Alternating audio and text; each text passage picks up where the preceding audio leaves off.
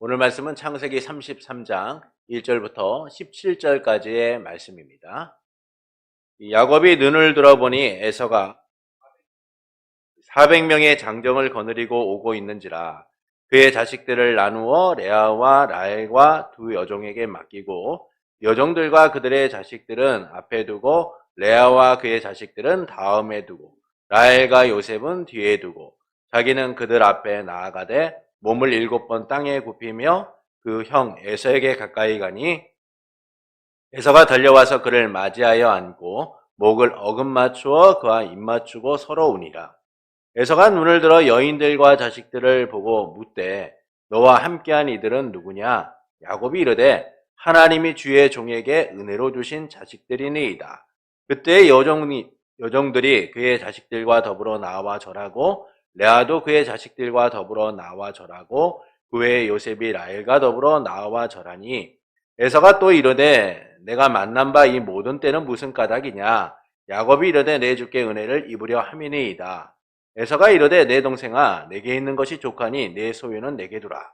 야곱이 이르되 그렇지 아니하니이다. 내가 형님의 눈앞에서 은혜를 입었사오면 청하건대 내 손에서 이 예물을 받으소서. 내가 형님의 얼굴을 배운즉 하나님의 얼굴을 본 것 같사오며 형님도 나를 기뻐하심이니이다.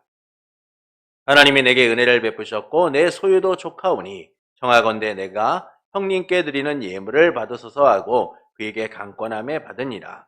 에서가 이르되 우리가 떠나자. 내가 너와 동행하리라. 야곱이 그에게 이르되 내 주도 아시거니와 자식들은 연약하고 내게 있는 양떼와 소가 새끼를 데리고 있은즉 하루만 지나치게 멀면 모든 떼가 죽으리니 청하건대 내 주는 총보다 앞서 가소서. 나는 앞에 있는 가축과 자식들의 걸음대로 천천히 인도하여 세일로 가서 내 주께 나아가리이다. 에서가 이르되 내가 내 종 몇 사람을 내게 머물게 하리라. 야곱이 이르되 어찌하여 그리하리이까? 나로 내 주께 은혜를 얻게 하소서 하매 이날에 에서는 세일로 돌아가고 야곱은 숫곳에 이르러 자기를 위하여 집을 짓고 그의 가축을 위하여 우리간을 지었으므로 그 땅의 이름을 숫곳이라 부르더라. 아멘. 사람들이 가진 국가관은 다 다릅니다. 그러나 사람들이 서로 다른 국가관을 갖고 있다라고 해도 공통적으로 갖는 생각들이 있죠. 그것은 평화로운 나라가 되기를 바라는 거예요. 평화로운 일상, 평화로운 하루, 평화로운 날이 지속되는 나라. 그런 나라를 모든 사람들은 꿈꾸고 바랍니다. 그러나 세상은 평화롭지 못하죠. 평화를 원하지만 여전히 분쟁과 갈등으로 가득합니다. 욕심과 욕망으로 가득한 이 세상 속에서 평화를 누린다라는 것은 어렵고 힘든 일이에요. 이런 세상에서 하나님은 우리를 하나님의 나라 백성으로 삼으셨습니다. 세상이 줄 수 없는 참 평안을 누리게 하셨죠. 하나님 나라 백성으로 그 나라의 부요함을 누리며 가난하거나 부요하거나 상관없이 주님이 주신 참된 평안을 누리며 살아가도록 만드셨어요. 그래서 우리는 세상의 가치에 함몰되지 않고 여전히 하나님 나라의 가치를 가지고 살아가는 이들인 겁니다. 이 축복된 삶을 함께하며 하나님 나라의 완성과 극치를 기대하며 하나님 나라 백성으로서의 삶을 살아가고 있는 성도 여러분을 예수님의 이름으로 축복합니다. 이 가족과 모든 소유를 야곱 나루에서 건너게 한 후에 야곱은 혼자 남게 됩니다. 형 에서를 만나는 일이 마음에 평안을 주지 못하고 두려움과 염려로 가득했기 때문이죠. 그때 그는 예상치 못한 한 사람을 만나게 돼요. 그리고 밤새도록 그와 씨름을 하게 됩니다. 날이 새려고 하자 그는 야곱에게 보내달라라고 해요. 이에 야곱은 당신이 나를 축복하지 않으면 절대 보낼 수 없습니다 라고 하면서 그의 허리를 꽉 붙들고 있었죠. 이에 그는 너의 이름이 무엇이냐 라고 물으며 이제는 야곱이라고 부르지 말고 이스라엘이라 부르라 라고 말합니다. 그리고 내가 하나님과 또 사람과 겨루어 이겼다라고 하죠. 이후 야곱은 그를 떠나보낸 후 자신이 하나님과 대면하였으나 생명이 보존되었다라고 하면서 그 땅의 이름을 브니엘이다라고 합니다. 이는 하나님이 야곱을 이스라엘이 되게 하셨다라는 거예요. 두려움과 염려 가운데 있었던 야곱을 하나님은 다시 세워서 하나님과 사람을 이긴 자, 세상에 대한 두려움과 염려가 아니라 평안과 안식을 가지고 나아갈 수 있는 자로 세우신 거예요. 이스라엘로 세우신 겁니다. 하나님의 약속 안에서 세워지게 된 것이죠. 그래서 두려움이 아니라 담대함으로 나아가게 하신 거예요. 그리고 본문은 야곱이 에서를 만나는 내용입니다. 에서를 만날 걱정과 두려움에 있던 야곱은 하나님과의 만남을 통하여서 앞으로 서게 되죠. 그는 가족을 뒤로하고 앞으로 나아가서 그 두려움의 대상인 에서를 맞이하게 됩니다. 야곱이 에서를 향해 7번이나 땅에 엎드려 절하고, 에서는 그런 야곱을 본 후 달려와서 서로가 부둥켜 안고 울게 돼요. 그 후 에서는 야곱의 가족들을 소개받게 되고 오는 도중에 만난 모든 때는 무엇이냐라고 묻게 됩니다. 야곱은 내 주께 은혜를 입으려 합니다 라고 하면서 예물을 받아달라라고 하죠. 그러면서 에서의 얼굴을 보는 것이 마치 하나님의 얼굴을 보는 것과 같다라고 고백을 해요. 그리고 형님께 드리는 예물을 받아달라라고 합니다. 야곱의 간청에 의해서 에서도 이 선물을 받게 됩니다.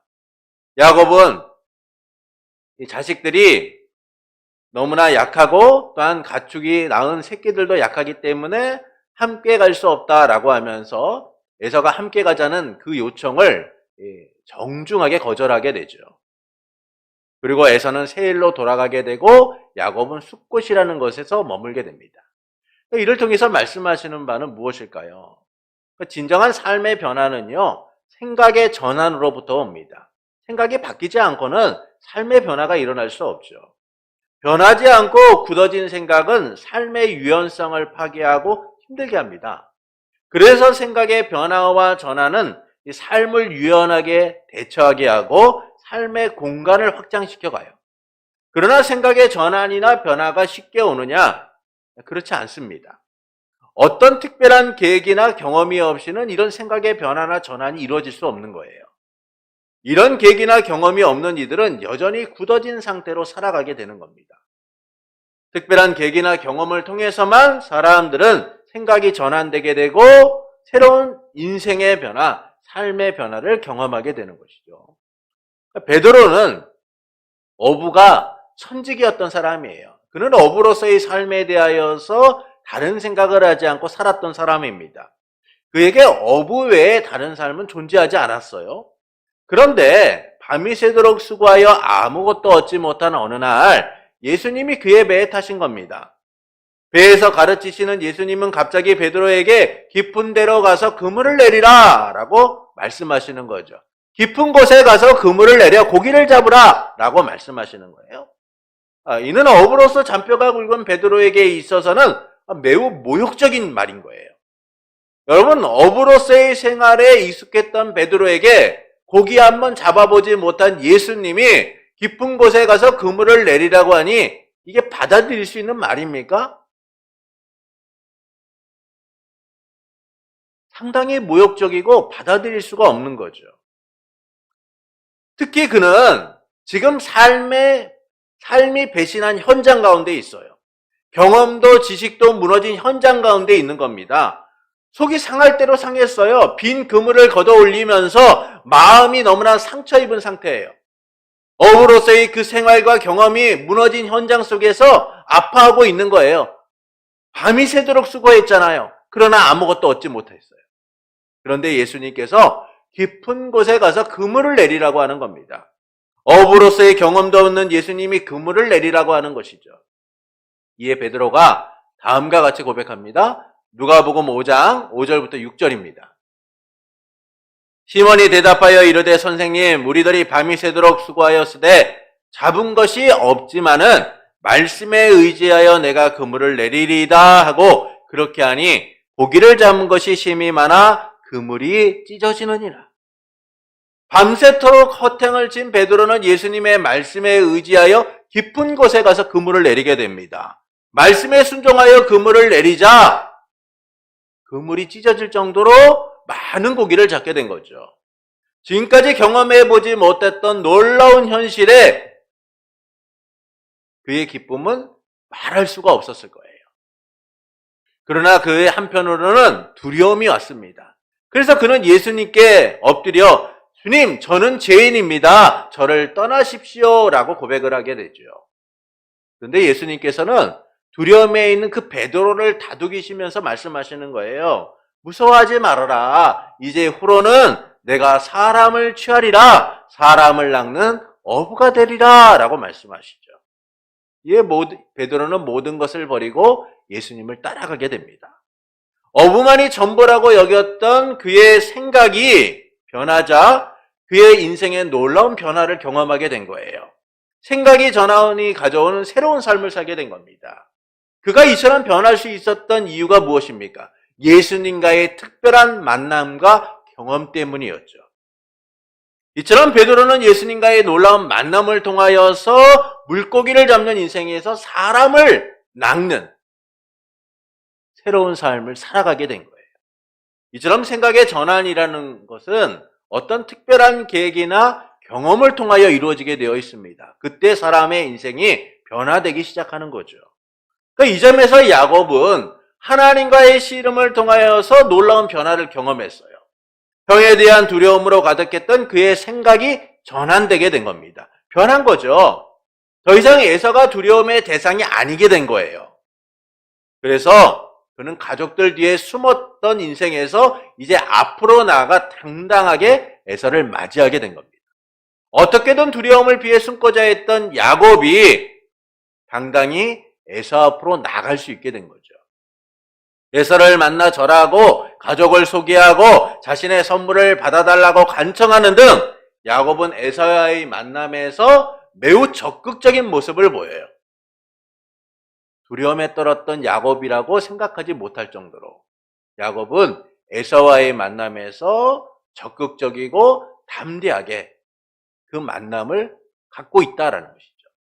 형 에서의 말에 눈치를 보거나 두려움을 느낀 것이 아니라 이전과는 다른 모습을 보여주고 있는 거예요. 이를 통하여서 말씀하시는 바는 무엇일까요?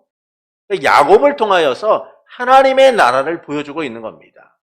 야곱의 삶은 그 자체로 하나님 나라의 여정인 거예요. 하나님께서 야곱을 통하여 하나님의 나라를 약속하셨고 그 야곱의 삶을 통하여 하나님의 나라를 보여주시고자 하시기 때문이죠. 그래서 이 야곱의 이 모습은 단순히 야곱이 에서를 담대하게 맞이하였다. 에서를 통하여 정말 적극적인 모습을 보여주고 있구나. 이 야곱의 인생이 놀랍게 변화되었구나. 이 사실을 보여주고 있는 게 아니에요. 하나님께서 약속하신 바대로 야곱을 하나님 나라 백성으로서 어떻게 살아가도록 만드시는가. 이 야곱의 삶을 통하여 하나님의 나라가 어떤 것인가를 우리에게 보여주고자 하시고 있다라는 겁니다. 이 점에서 본문은 야곱을 통해 나타나는 하나님의 나라를 보여주고 있는 거예요. 야곱은 하나님의 나라를 나타내기보다 세상적이었던 사람입니다. 누구보다 욕망과 욕심으로 가득했던 사람이죠. 그래서 형 에서의 장자권을 빼앗고 축복권까지 계획적으로 속여서 빼앗았잖아요. 그러나 그는 두려움과 염려로 가득했어요. 축복을 빼앗긴 에서가 자기를 죽이려고 한다는 이야기를 들었기 때문입니다. 이 때문에 밧단아람으로 도망가서 무려 20년 동안을 생활해야 했잖아요.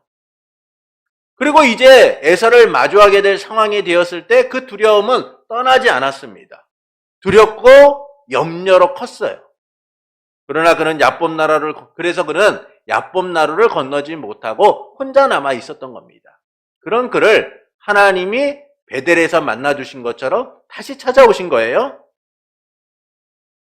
그리고 그에게 이스라엘이라는 이름을 주셔서 하나님과 사람을 이긴 자로, 하나님의 약속 가운데 거하는 자로 세워주시는 겁니다.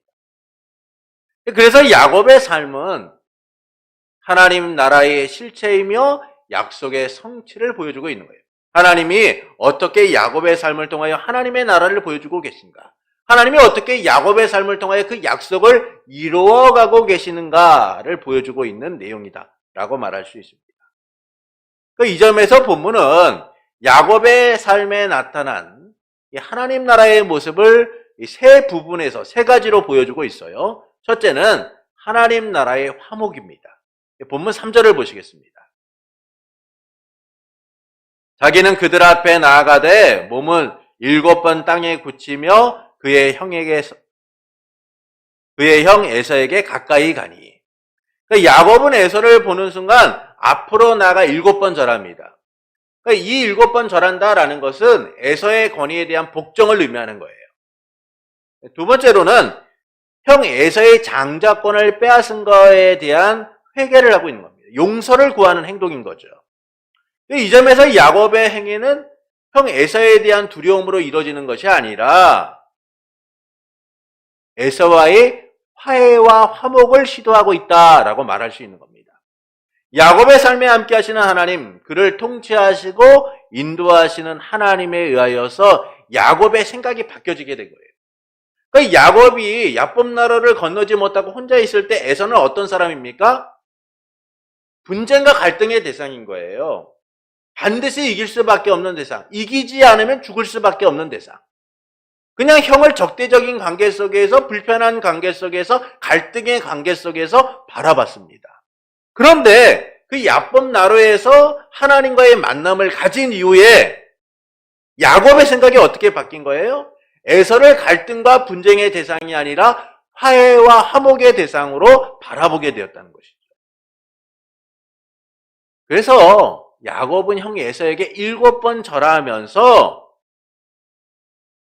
그의 권위에 복종하고 그 형 에서에게 용서를 구하고 있는 거예요. 두려움의 대상이 아니라 화해의 대상으로서 에서에게 다가가고 있는 겁니다. 이 점에서 하나님의 나라는 어떤 나라인가를 우리가 생각해 볼 필요가 있어요. 하나님의 나라는 어떤 나라입니까? 분쟁과 갈등의 나라가 아니라 화평과 화목의 나라인 거예요. 그래서 예수님께서 산상수훈에서 하나님 나라의 법령을 선포하신 후에 이 하나님 나라의 정신을 말씀합니다. 하나님의 나라가 어떤 것인가? 그 중에 하나가 화해에 대한 말씀이에요. 마태복음 5장 23절부터 24절을 보시겠습니다. 마태복음 5장 23절부터 24절입니다. 우리가 말씀을 함께 읽어보겠습니다. 그러므로 예물을 제단에 드리려다가 거기서 내 형제에게 원망 들을 만한 일이 있거든 생각나거든 예물을 제단 앞에 두고 먼저 가서 형제와 화목하고 그 후에 와서 예물을 드리라. 예수님께서는 하나님과 우리의 관계에 있어서 어떤 관계를 요구하고 계세요? 하나님과 우리의 관계로 멈추는 것이 아니라 형제와의 관계, 이웃과의 관계를 통하여 화목을 이루라라고 말씀하는 거예요. 하나님과 우리가 화목했던 것처럼 하나님과 우리의 원수된 관계가 끊어지고 화목을 이루게 된 것처럼 형제와 이웃과의 화목을 이루는 그것이야말로 하나님 나라의 정신이고 하나님의 나라의 모습이다라는 사실을 말씀해주고 있습니다. 결국 하나님의 통치를 누리는 하나님 나라의 백성은 화해와 화목을 통하여 하나님의 나라를 보여줘야 하는 겁니다. 그래서 우리 주 예수 그리스도께서 하나님과 원수된 우리를 위하여 화목제물이 되셨잖아요. 그러니까 이 점에서 야곱이 에서를 분쟁과 갈등의 대상, 두려움의 대상으로 보지 않고 화해의 대상으로 보고 나간 것은 하나님 나라의 화목과 화해가 어떻게 나타나고 있는가를 보여주는 것이다 라고 말할 수 있습니다. 그래서 야곱은 분쟁과 갈등이 아니라 하나님 나라를 위해 화해의 손짓을 행하고 있는 것이죠. 둘째는 하나님 나라의 평안입니다. 본문 10절을 보시겠습니다. 야곱이 이르되 그렇지 아니하니이다. 내가 형님의 눈앞에서 은혜를 입었사오면 청하건대 내 손에서 이 예물을 받으소서. 내가 형님의 얼굴을 배운즉 하나님의 얼굴을 본 것 같사오며 형님도 나를 기뻐하심이니이다. 이 야곱에게서는 두려움의 대상이죠. 그러면 그 얼굴을 본다면 어떻습니까? 불편할 수밖에 없죠. 여러분, 두려운 사람을 만나면 마음에 평안이 있습니까? 평안이 없어요. 그냥 마음이 불편해요. 보고 있는 것만으로도 막 떨림이 옵니다. 근데 야곱이 뭐라고 고백하고 있어요? 형님의 얼굴을 보니 하나님의 얼굴을 본 것과 같습니다 라고 얘기하고 있는 거예요. 마음의 평안이 사라지고 불안과 염려와 두려움으로 가득하다라고 말하는 것이 아니라 하나님의 얼굴을 본 것처럼 제 마음이 평안합니다 라고 고백하고 있는 거죠. 야곱이 지금 에서를 기쁨과 평안 속에서 맞이하고 있다라는 사실을 보여주고 있는 거예요. 두려움과 염려가 사라지고 온전히 에서를 평안과 기쁨 속에서 맞고 있다라고 말해주고 있는 겁니다. 그래서 야곱이 마치 하나님의 얼굴을 본 것과 같습니다라고 고백하고 있는 거예요. 여러분, 이를 우리가 어디서 볼 수 있습니까? 야법나루를 건너기 전에 야곱이 누구를 봤어요? 하나님을 봤잖아요. 그리고 그가 뭐라고 고백합니까? 하나님을 대면하였으나 나의 생명이 보존되었다. 여러분, 그 야곱에게 찾아온 평안은요, 세상이 줄 수 없는 거예요. 그래서 야곱은 그 평안으로 에서를 맞이하면서 고백하고 있는 거죠. 마치 하나님의 얼굴을 본 것 같습니다. 이처럼 하나님께서는 야곱에게 하나님 나라의 여정을 향하는 그의 삶 가운데 평안과 기쁨으로 채워주신 거예요. 그리고 그 평안과 기쁨 속에서 야곱은 에서를 맞이하고 있는 겁니다. 두려움과 염려가 아니라 하나님의 보호하심과 인도하심을 바라보며 참된 평안을 누리고 있는 것이죠. 그래서 야곱은 하나님 나라의 평안이 가져온 기쁨과 평안 속에서 에서를 보게 된 거예요. 하나님의 나라는 뭡니까? 하나님의 주권적 통치가 이루어진 나라죠. 그 나라는 그의 백성을 보호하시고 인도하시고 사랑하시는 하나님의 통치의 역사를 누리는 거예요. 이 점에서 야곱이 에서를 맞이하고 하나님의 얼굴을 보고 있다라고 말하고 있는 것은 하나님의 주권적 통치, 하나님 나라의 통치를 통하여 야곱이 생명이 보존되고 구원받고 그의 삶이 안전할 것이다라는 그 마음을 갖게 된 거예요. 그래서 그를 통하여 그는 평안을 누리고 있는 겁니다. 결국 하나님 나라의 평안이 야곱에게 임하게 되었고 그 평안이 에서를 통하여 확인되게 되고 있다라는 사실을 우리는 말씀하고 있는 것이죠. 이것이 바로 하나님 나라의 평안인 거예요. 그 평안으로 인하여 야곱은 에서를 평안과 기쁨 속에서 보고 있는 겁니다. 그리고 예수님께서도요, 이 평안의 실체에 대하여 다음과 같이 말씀합니다. 요한복음 14장 27절을 보시겠습니다. 우리 함께 읽겠습니다. 평안을 너희에게 끼치노니 곧 나의 평안을 너희에게 주노라. 내가 너희에게 주는 것은 세상이 주는 것과 같지 아니하리라. 너희는 마음에 근심하지 말고 두려워하지 말아라. 세상이 줄 수 없는 평안, 이 평안을 주님이 주신다고 말씀하세요. 어떻게 주십니까? 십자가에 죽고 부활하심을 통하여 참된 평안과 하나님 나라의 평안을 주시겠다라는 것이죠. 우리를 그와 같이 내버려 두지 않고 구해서 성령님을 보내셔서 우리가 주님과 함께하는 그 평안의 삶을 누리도록 하시겠다라는 거예요. 이처럼 야곱이 에서를 보고 하나님의 얼굴을 본 것 같다라는 고백은 그를 통해서 하나님께서 하나님 나라의 평안을 보이시고 있다라는 사실을 우리에게 알려주고 있는 겁니다. 왜 그렇습니까? 야곱의 삶이 일반 사람들이 살아가는 그런 삶이 아니라 하나님의 약속 가운데 있는 하나님 나라의 실체이기 때문이에요. 그래서 야곱의 이 모습을 보면서 하나님 나라의 평안을 바라보게 되는 것이죠. 셋째는 하나님 나라의 확장입니다. 본문 10절부터 11절을 보시겠습니다. 야곱이 이르되 그렇지 아니하니이다. 내가 형님의 눈앞에서 은혜를 입었사오면 청하건대 내 손에서 이 예물을 받으소서. 내가 형님의 얼굴을 배운즉 하나님의 얼굴을 본 것 같사오며 형님도 나를 기뻐하심이이다. 하나님이 내게 은혜를 베푸셨고 내 소유도 조카오니 청하건대 내가 형님께 드리는 예물을 받으소서 하고 그에게 강권함에 받으니라. 그러니까 여기서 보시면 10절에도 예물이라는 단어가 나오고 11절에도 예물이라는 단어가 나오죠. 그러니까 여기서 예물이라는 단어를 우리가 주목해 볼 필요가 있습니다. 여기서 예물이라는 단어는 단순히 선물이라는 의미를 넘어서 복이라는 의미를 갖고 있어요. 왜 그러냐? 본문 10절의 예물은 본문의 10절에 쓰인 예물이라는 단어는 선물이라는 의미를 갖고 있습니다. 근데 이 선물이라는 단어가 11절에서는 어떻게 바뀌어지느냐 하면 11절에서 예물이라는 단어는 복이라는 단어로 바뀌어지게 돼요. 그래서 야곱이 나의 예물을 받으소서라고 강권하고 있는 것은 내가 하나님께 받은 복을 당신에게 주기를 원합니다. 이 복을 받으십시오라고 말해주고 있는 거예요.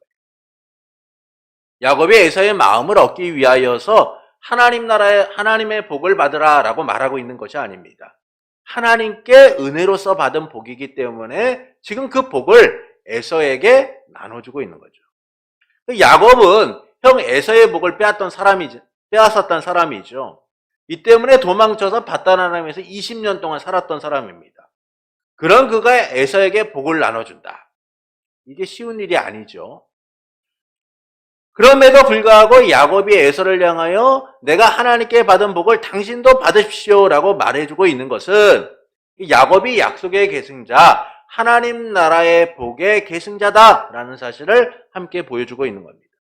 그래서 그는 하나님께 받은 복을 욕심쟁이처럼 쌓아두는 것이 아니라 그 복을 흘려보내고 있다라는 사실을 우리에게 알려주고 있는 거예요.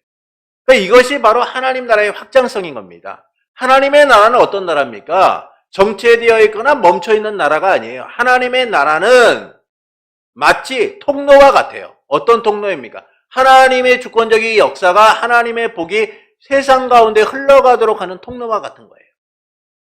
그래서 우리를 하나님께서 그 통로로 삼아서 하나님의 나라가 확장되도록 만들어 가시고 있는 거죠. 그래서 이 나라는 어떤 나라입니까? 역동적인 나라인 거예요. 멈춰있는 나라가 아니라 끊임없이 생명력이 솟아나는 나라인 겁니다.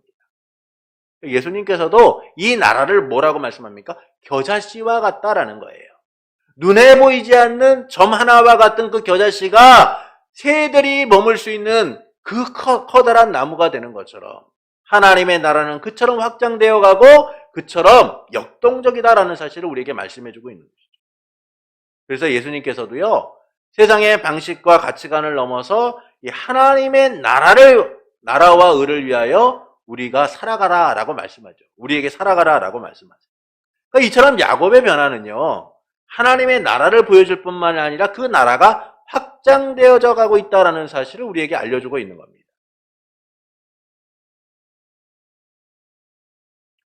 야곱은 가지려고 하고 싸우려고 했던 사람이잖아요.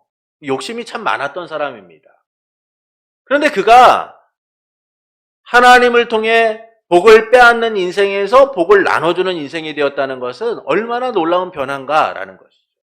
그것은 그가 하나님 나라 백성으로서 그 나라의 복을 흘려보내는 통로로서 하나님에 의하여 세워졌다라는 사실을 함께 알려주고 있는 겁니다.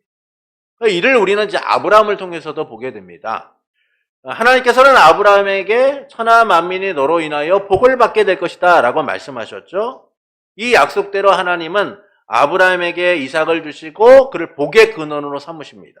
이 과정에서 아브라함과 아비멜렉이 함께 언약을 맺게 돼요. 이는 아브라함이 복의 근원으로서 그의 영향력이 어떻게 나타나는가를 보여주고 있는 거죠. 하나님의 나라가 아브라함이라는 한 사람을 통하여 어떻게 확장되어져 가고 있는가를 함께 보여주는 내용이에요. 그래서 아브라함은 아비멜렉과 서로를 침범하지 않겠다는 상호 불가침의 조약, 언약을 맺게 됩니다. 이는 아비멜렉의 요청에 의하여 이루어지게 된 거죠. 그것은 하나님께서 아브라함을 복의 근원으로 세우셨기 때문이에요. 아브라함을 통해서 아비멜렉의 가문에 자녀를 생산할 수 있게 하셨기 때문인 겁니다. 이런 경험을 바탕으로 아비멜렉은 아브라함에게 내가 무슨 일을 하든지 하나님이 너와 함께 하신다라고 고백하면서 서로를 침범하지 말고 친절을 베풀어 달라라고 요청하고 있는 거예요. 이처럼 하나님은 아브라함이라는 이 한 개인을 일국의 왕인 아비멜렉 이상의 존재, 곧 복의 근원으로서 하나님 나라의 확장을 하는 통로로서 사용하고 계시다라는 사실을 우리에게 알려주고 있는 거예요. 그러니까 이를 볼 때의 야곱의 행위는 단순히 형에게서에게 자기가 가진 것을 받은 복을 나눠줬다라고 말씀해주고 있는 게 아니에요. 그가 하나님 나라의 실체로서 하나님 나라의 백성으로서 하나님께 받은 복을 흘려보내는 존재가 되었다. 하나님의 나라를 확장시켜 가고 있다라는 사실을 함께 보여주고 있는 겁니다. 그래서 야곱은 하나님 나라의 복의 계승자로서 그 복을 에서에게 나눠주고 있는 거죠. 움켜쥐고 싸우려고 했던 그 인생이 하나님의 나라 백성으로서 그 복을 에서에게 나눠주고 있는 거예요. 이처럼 하나님의 나라는 제한된 나라가 아닙니다. 역동적이고 놀라운 확장성을 갖고 있어요. 그래서 하나님 나라 백성은 그 나라를 보여주고 넓혀주는 자들이 되어야 돼요. 하나님께서 우리에게 복을 나눠줄 통로가 되게 하셨기 때문입니다. 예수님의 말씀처럼 먹고 마시고 입는 삶을 살아가는 것이 아니라 하나님의 나라와 의를 통하여 하나님의 그 복이 세상 가운데 흘러가도록 만드는 이들이 되어야 하는 것이죠. 이 점에서 야곱이 에서에게 복을 주는 것은 바로 그 하나님 나라의 확장성을 보여주고 있는 것이다라는 겁니다. 세상은 어떻습니까? 복을 나눠주기보다는 더 쌓으려고 하고 가지려고 해요.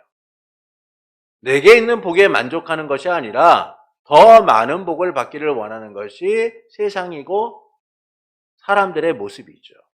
그러나 하나님의 나라는 어떤 나라입니까? 나누고 베품을 통하여 보여주고 넓혀가는 나라인 거예요. 이를 위해 하나님은 야곱을 복의 계승자로 삼으셨고 그 야곱의 삶을 통하여 하나님의 나라가 무엇인가를 보여주고 계신 거예요. 하나님 나라의 복이 흘러가는 통로가 되도록 만드신 겁니다. 이처럼 야곱이 에서를 만나는 내용은 두려움에 빠진 야곱이 담대하게 되었다. 이 야곱의 삶이 좀 변화되었다. 라고 끝나는 게 아닙니다. 하나님 나라의 실체인 야곱의 삶을 통하여 하나님의 나라가 어떤 나라인가 를 보여주고 있는 것이죠. 하나님 나라의 화목과 하나님 나라의 평안과 하나님 나라의 확정성을 통하여 그 하나님의 나라가 하나님에 의하여 이루어지게 될 것이다 라는 사실을 나타내주고 있는 거예요.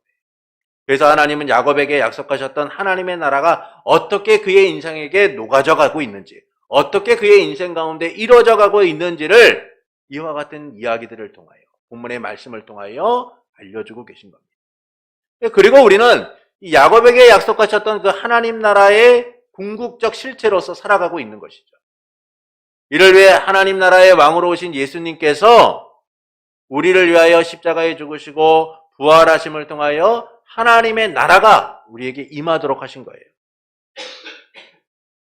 힘이나 권력이나 다툼을 통하여 이루어진 나라가 아니라 예수님의 자기 희생을 통하여 이루어진 그 나라를 통하여 우리 또한 세상 가운데 빛과 소금이 되는 삶을 살아가도록 만드신 거죠.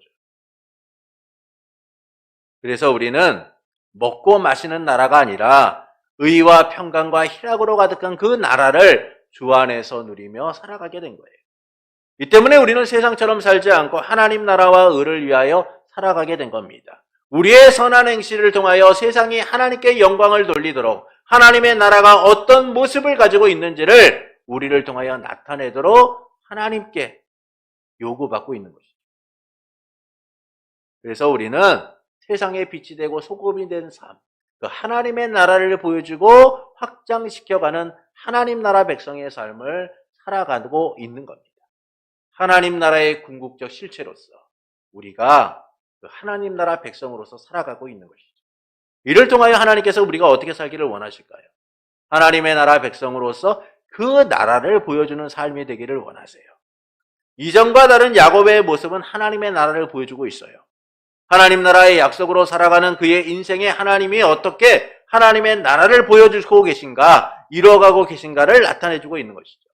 그러나 그 야곱의 삶은 미완성이고 진행형인 거예요. 아직 그 나라가 오기까지 야곱은 여전히 그 하나님 나라를 위한 도구로서 살아가야만 해요. 그러나 우리는 다릅니다. 우리는 주 예수 그리스도 안에서 이루어진 하나님의 나라를 누리고 살아가고 있어요. 완성된 하나님의 나라 백성으로서 살아가고 있는 것이죠. 그러나 아직 그 나라가 완전히 이루어진 것은 아니기 때문에 우리는 그 나라의 극체와 완성을 위하여 다시 오실 주 예수 그리스도를 바라보며 살아가고 있는 겁니다. 그래서 우리는 이 땅에서 하나님 나라의 정체성을 좀 보여줄 수 있어야 돼요. 하나님의 나라 백성으로서 하나님의 나라는 이런 거야 라는 사실을 세상 가운데 보여줄 수 있어야 됩니다. 가정에서도, 직장에서도, 사회 속에서도, 교회 안에서도 우리가 거하는 어느 곳이든 하나님의 주권적 통치가 이루어지는 하나님의 나라임을 보여줄 수 있어야만 하죠. 그런데 우리에게서 하나님의 나라가 보이지 않습니다. 분명 예수님께서는 하나님의 나라가 여기도 저기도 아닌 우리 안에 이루어졌다라고 말씀하셨는데 아무리 눈을 씻겨봐도 현미경으로 들여다보고 뭘로 봐도 하나님의 나라가 보이지 않아요. 왜 그럴까요? 세상의 방식으로 살려고 하기 때문이에요. 그냥 내가 예전에 살아왔던 방식, 그냥 시대적 흐름 속에서 똑같이 살아가려고 하기 때문인 겁니다. 하나님 나라 백성된 우리는 하나님 나라 백성다운 삶의 방식을 살아야 돼요. 근데 여전히 우리는 하나님 나라 백성다운 삶보다는 세상의 방식으로 살아가려고 해요. 왜 그렇습니까? 평생을 그렇게 살아왔잖아요. 평생을 그렇게 살아오다 보니까 이게 쉽게 버리는 게 어려운 거예요. 사람마다 습관이라는 게 있지 않습니까? 이 습관을 의식하지 않으면 자기도 모르게 나오게 되어 있어요. 어느 순간에는 내가 왜 그랬는지도 모르게 그냥 지나가 버리는 거예요. 여러분 습관 하나 바꾸는 것도 얼마나 어렵습니까? 잘못된 습관을 지적해주고 야 이거 바꿔야 돼. 이거 잘못됐어. 제발 좀 그러지 마라. 라고 해도 여전히 바꾸지 않고 똑같이 살아가잖아요. 아내가 얘기하고 남편이 얘기하고 부모가 얘기하고 주변에 누가 얘기해도 나의 습관은 그냥 그대로 내 인생과 함께 가요. 이유가 뭡니까? 의식하지 않아요. 그 습관이 얼마나 나쁜 것인지, 그 습관이 어떻게 내 문제가 되는지, 그 습관이 얼마나 불필요한 것인지 내가 의식하지 않은 채 그냥 살아가요. 그냥 그것이 삶의 습관처럼 되어버리고 생활처럼 되다 보니까 아무런 의식도 갖지 않고 살아가게 되는 겁니다. 그래서 우리는 이를 쉽게 떨쳐버리지 못하는 거죠. 그냥 무감각한 채 살아가는 거예요. 세상의 방식 살아가는 데 있어서 예전에도 그렇게 살고 지금도 살다 보니까 그냥 아무런 문제가 없이 살아가는 것처럼 보여요. 그러나 우리는 세상의 방식처럼 살아가는 이들이 아니라 이제 하나님 나라 방식으로 살아가는 이들이 되어야 됩니다. 이를 위하여 우리 주 예수 그리스도께서 십자가에 죽으시고 부활하셨고 우리도 그분과 함께 죽고 산 자로서 주님과 영원히 함께하는 삶을 살아가고 있잖아요.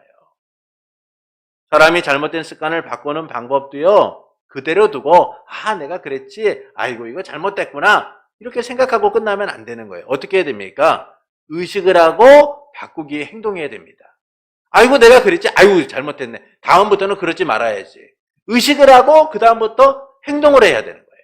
의식만 하고 행동하지 않으면 어떻습니까? 그냥 그 습관은 계속하는 거예요. 생각과 함께 행동이 이루어져야 됩니다.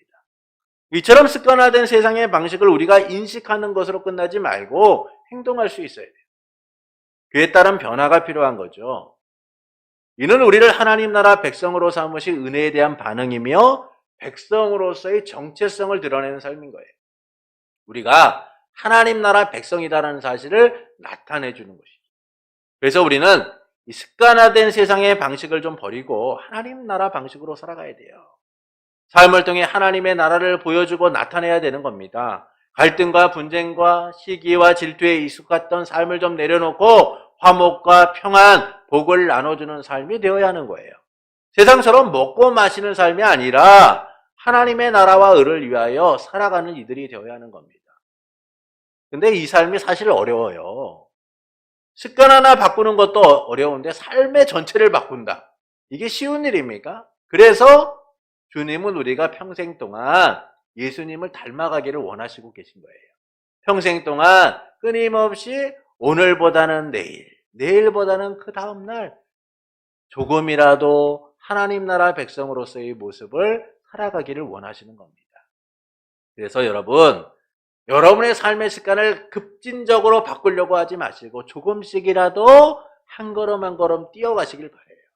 그래서 어제보다는 오늘이 좀 나은 나의 모습을 주님께 드리는 이들이 되어야 하는 것이죠. 그때 주님은 우리에게 하나님의 나라를 위하여 살아갈 힘을 주시는 거예요. 사실 우리가 그렇게 못 살아도 하나님이 택한 백성을 포기하지 않으시기 때문에 그렇게 살아갈 힘을 주세요. 그러나 우리는 은혜로서 구원받은 자 아닙니까? 그렇다면 그 은혜에 대한 반응을 통하여 오늘보다는 내일, 내일보다는 그 다음날 더 주님을 닮아가는 그런 하나님 나라 백성의 삶을 살아가야 하는 것이죠. 여전히 익숙한 세상의 방식을 버리고 이제는 먹고 마시는 삶이 아니라 성령 안에서 의와 평강과 희락이 넘치는 하나님의 나라를 보여주고 나타내는 삶이 되어야 하는 겁니다. 이를 위해 하나님은 우리 주 예수 그리스도 안에서 우리를 불러 하나님의 나라 백성으로 삼으셨어요. 우리가 하나님 나라 백성으로서 그 나라를 보여주는 삶을 살아가기를 원하고 계십니다. 그래서 우리는 하나님의 나라를 보여주고 넓혀가는 이들이 돼야 돼요. 왜 그렇습니까? 우리가 하나님 나라의 실체이기 때문이에요. 나를 통하여 세상이 하나님의 나라를 보는 겁니다. 나의 삶을 통하여 세상이 하나님의 나라를 보는 거죠. 나의 자녀가, 나의 배우자가, 나의 가정이, 나의 직장 동료가, 나의 성도들이 나를 통하여 하나님의 나라를 보는 거예요. 아, 하나님의 나라는 저런 거구나. 그러므로 세상의 방식이 아니라 하나님의 나라 방식으로 살아가는 성도가 되시는 것은 어떨까요? 먹고 마시는 삶이 아니라 하나님의 나라를 보여주고 넓혀가고자 힘쓰는 성도가 되시는 것은 어떨까요? 사랑하는 성도 여러분, 야곱은 에서를 만나 7번 절하고 하나님의 얼굴을 뵌 것 같다라고 합니다. 그리고 자신이 준비한 예물을 받으라라고 하지요. 이를 통하여 말씀하시는 바는 무엇일까요? 야곱을 통해서 하나님의 나라를 보여주고 있는 거예요. 야곱의 삶은 단순히 한 사람 개인의 삶이 아니라 하나님 나라의 실체인 겁니다. 하나님이 야곱을 하나님 나라 백성으로서 하나님의 나라로서 어떻게 이루어가고 계신가라는 사실을 보여주고 있는 것이죠. 그래서 본문은 이 야곱을 통하여 하나님 나라의 모습을 세 가지로 보여주고 있어요. 첫째는 하나님 나라의 화목이죠. 야곱은 에서에게 7번 절합니다. 이것은 에서를 두려움의 대상이 아니라 화해의 대상으로 본 거예요. 하나님 나라의 화해와 화목의 모습을 보여주고 있는 겁니다. 둘째는 하나님 나라의 평안인 거죠. 야곱은 에서의 얼굴을 보며 하나님의 얼굴을 본 것 같다라고 얘기해요. 이는 야곱이 기쁨과 평안 속에서 에서의 얼굴을 보고 있다라는 사실을 알려주고 있는 겁니다. 그가 이처럼 놀라운 변화를 가져온 것은 하나님의 얼굴을 대면하였으나 생명이 보존되었다. 그 야곱이 하나님 나라의 평안으로서 에서를 바라보고 있기 때문인 거죠. 셋째는 하나님 나라의 확장입니다. 야곱은 에서에게 선물을 받으라라고 얘기해요. 근데 이 선물이라는 단어가 나중에 복이라는 단어로서 바뀌어지게 됩니다.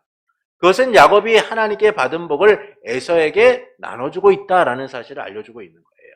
야곱이 어떤 사람입니까? 형 에서의 복을 갈취했던 사람이잖아요. 빼앗았던 사람입니다. 그런 그가 하나님께 받은 복을 에서에게 나눠주고 있다라는 사실은 하나님 나라의 확장성을 보여주고 있는 거예요. 야곱이 하나님의 복을 흘려보내는 통로가 되었다라는 사실을 알려주고 있는 겁니다. 이처럼 야곱이 에서를 만나는 내용은 하나님 나라의 실체인 야곱의 삶을 통하여서 하나님의 나라를 보여주고 있다라는 것이죠. 그리고 우리는 야곱에게 약속하셨던 그 하나님의 나라가 우리에게 이루어진 삶을 누리게 되었어요. 우리가 바로 하나님 나라의 실체로서 이 땅 가운데 살아가게 된 겁니다. 하나님 나라의 왕으로 오신 예수님을 통하여 우리는 더 이상 먹고 마시는 나라가 아니라 의와 평강과 희락이 가득한 하나님 나라의 백성으로 살아가게 된 것이죠. 그래서 하나님의 나라를 보여주고 넓혀가는 이들이 되어야 하는 겁니다. 이를 통해서 하나님께서는 우리가 어떻게 살아가기를 원하실까요? 하나님의 나라 백성으로서 그 나라를 보여주기를 원하시는 거예요. 그러나 우리에게 하나님 나라가 잘 보이지 않을 때가 많습니다. 그것은 여전히 세상의 방식으로서 살아가려고 하기 때문이죠. 예수 그리스도 안에서 새 사람이 되었음에도 불구하고 거듭났음에도 불구하고 옛 습관과 방식을 버리지 못하고 습관대로 살아가려고 하기 때문인 겁니다. 그렇다고 이에 대해 모르는 것도 아니에요. 우리는 하나님 나라 방식으로 살아가는 것이 어떤 건지를 잘 압니다. 그런데도 세상의 방식을 따르는 것은 의식하지 못하고 행동하지 않고 있기 때문인 거죠. 사실 이 일이 어렵고 힘든 일이라는 사실을 우리는 너무나 잘 알아요. 우리가 한 번에 변화되는 일은 참 어렵고 힘든 일입니다. 그래서 우리는 말씀을 통하여 조금씩 예수님을 닮아가는 하나님 나라 백성의 정체성을 드러내는 이들이 되어야 하는 것이죠. 그러므로 세상의 방식이 아니라 하나님 나라 방식으로 살고자 힘쓰는 성도가 되시는 것은 어떨까요? 세상의 방식이 아니라, 세상처럼 먹고 마시는 삶이 아니라 하나님의 나라와 의를 위하여 하나님의 나라를 보여주기 위하여 힘쓰는 하나님 나라 백성이 되시는 것은 어떨까요? 그 삶을 통해 우리는 하나님의 나라의 진정한 부요와 풍요를 누리게 될 거예요. 우리의 삶이 하나님의 나라임을 세상 가운데 보여주고 살아가게 될 겁니다.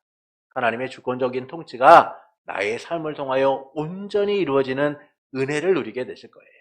그러므로 하나님 나라 백성으로 그 나라를 보여주기를 원하는 성도 여러분에게 하나님의 나라를 약속하시고 우리 안에 임하게 하신 삼위일체 하나님 안에서 하나님의 나라 방식이 보여주는 부요와 능력으로 충만한 삶이 되기를 예수님의 이름으로 축원합니다.